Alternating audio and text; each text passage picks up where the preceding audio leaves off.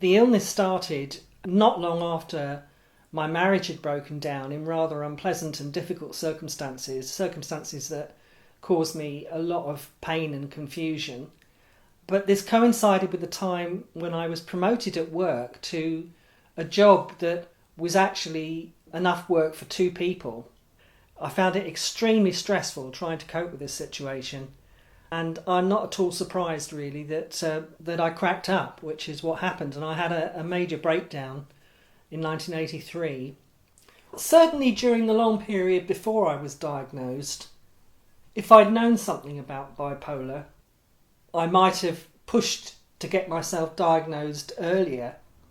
But it's interesting that I went through a nervous breakdown where I was in hospital and there were ample doctors. I went through a second mini breakdown. I went to a whole variety of GPs. I started psychotherapy, but nobody pointed out that I was bipolar. It wasn't until I met a very good psychiatrist in 1999 that it was diagnosed. He diagnosed it very quickly and got me on the right medication pretty quickly too. Being on the correct medication has led to much greater stability, but it has not led to an end to periodic and sometimes quite crippling depression. My history is that I had quite a difficult family background, and I almost feel that set me up for a difficult life. I don't feel I achieved as much in my working life as I would have liked to have done. Early retirement because of the illness and the illness itself, these are all things that I've realised recently have really made me feel a failure for much of my life. Well, the depression manifests, it's like walking into a bank of almost impenetrable fog. Fatigue makes me want to sleep a lot.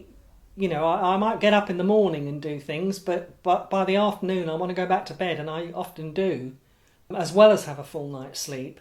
You don't feel communicative. You don't feel you have anything to say to anybody, really. So I don't tend to contact people I know, and because I live alone, it can be pretty isolating to be like that. You also lose hope. You lose hope in the future, and you lose motivation quite strongly. But highs, it's like a wave of sunshine coming in. I mean, suddenly you feel like yourself again, and you feel energetic and motivated and enthusiastic about life. You've got your hope back. It makes me feel like I know I once felt when I was younger, before I got ill. That's the person I was. So it's almost as if what's unfair about this illness is that you're only yourself during your highs, and yet it's the highs that you've got to watch in case they get dangerous and get out of control. So to some extent, it comes in, you really enjoy it, but invariably then the signs come, like the insomnia, the volatility and the hyper energy, that you've got to medicate yourself out of that. I became more and more desperate to move out of London. I found London increasingly unbearable to live in.